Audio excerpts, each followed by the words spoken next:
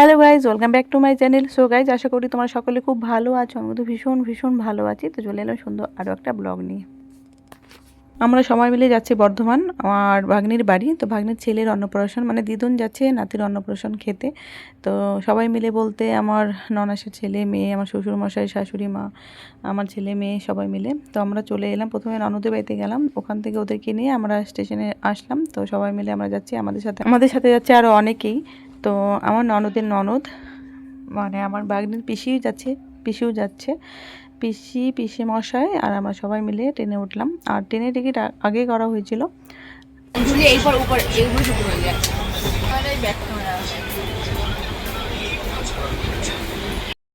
আমরা ট্রেন থেকে নামলাম রাত 3টের সময়।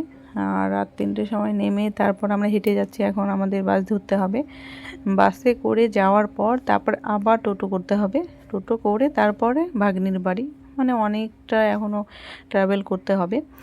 তো খুব ক্লান্ত লাগছে, যেহেতু রাত জেগে জার্নি করা, বুঝতেই পারো রাত জেগে জার্নি করলে কতটা খারাপ লাগে। তারপর আবার অনুষ্ঠান বাড়িতে যাচ্ছি, তো অনুষ্ঠানে ওখানে আবার যোগদান করতে হবে গিয়ে।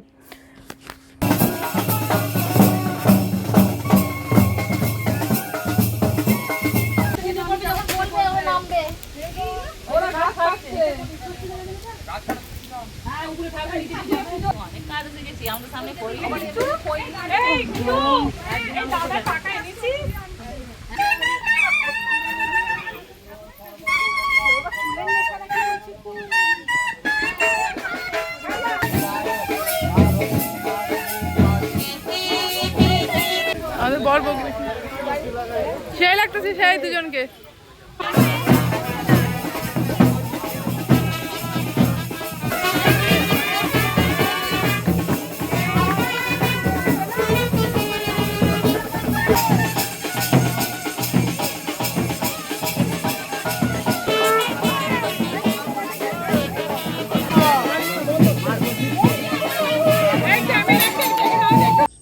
তো অনুষ্ঠান আমাদের দুপুরে শেষ হয়ে গিয়েছিল, যেহেতু রাতে কোনো প্রোগ্রাম ছিল না, সেই জন্য দুপুরে প্রোগ্রাম শেষ। তো আমার শাশুড়ি মা আর আমি মিলে ঘুরতে বেরোলাম সন্ধ্যার সময়, রঘুনাথ মন্দির দেখব। তো ওখানে রঘুনাথ মন্দির আছে, তো ওটা দেখতে গিয়েছিলাম।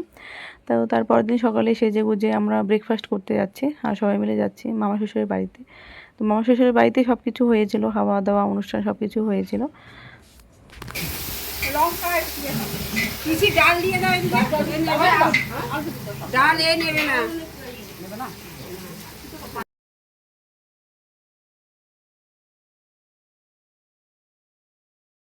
খাওয়া দাওয়ার পর একটু ঘুরতে বেরোলাম, এদিক ওদিকটা একটু ঘুরে নিলাম।